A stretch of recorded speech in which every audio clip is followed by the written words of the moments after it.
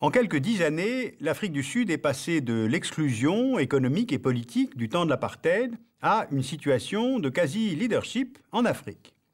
Alors, dans un premier volet sur ce pays, nous avons parlé de l'histoire de cette nation, dans un deuxième de la transition post-apartheid et des inerties qui existent.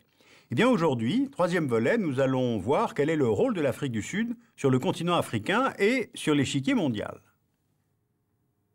L'Afrique du Sud est un pays de 1 200 000 km².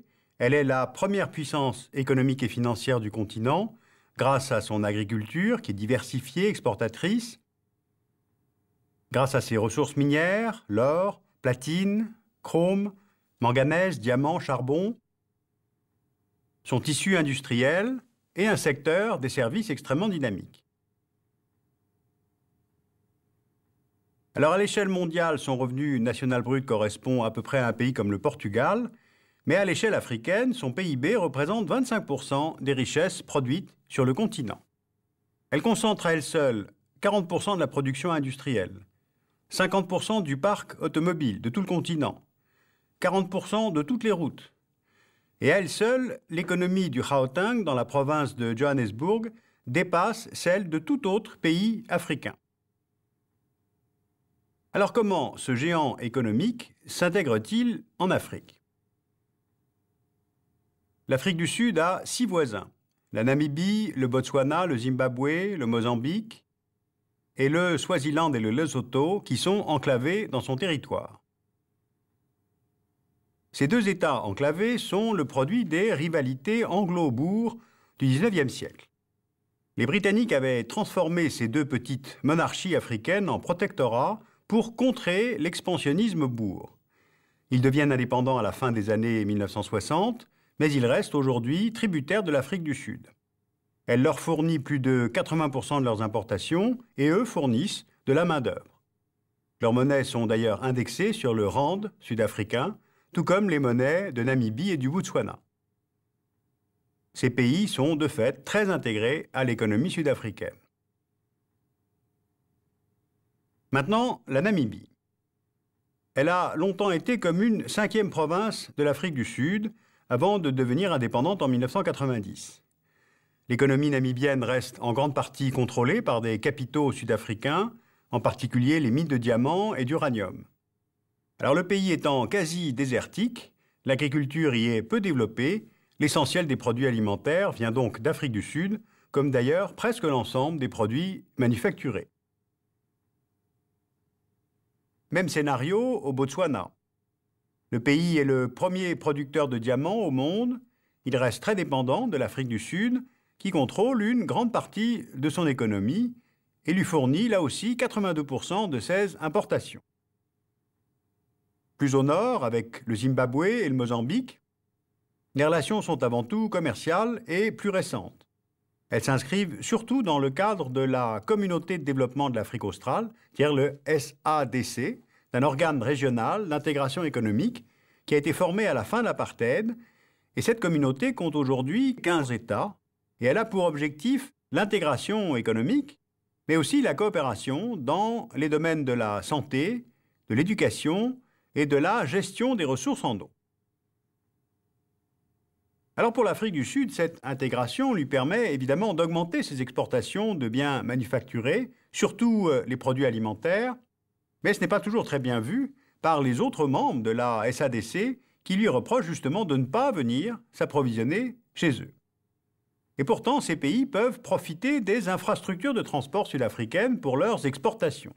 Car ce réseau, en fait, est une clé pour la région, il est performant et surtout, il permet le désenclavement des pays voisins.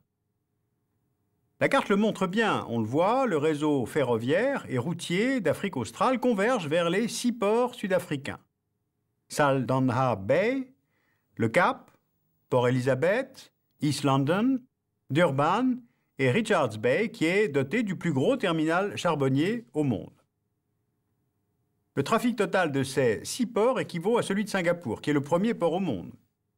Transite par l'Afrique du Sud, 85% du commerce extérieur du Zimbabwe et du Botswana, la moitié des minerais exportés par la RDC, la République démocratique du Congo, et même l'Angola et le Mozambique, qui disposent pourtant chacun d'une façade maritime, préfèrent utiliser ce réseau.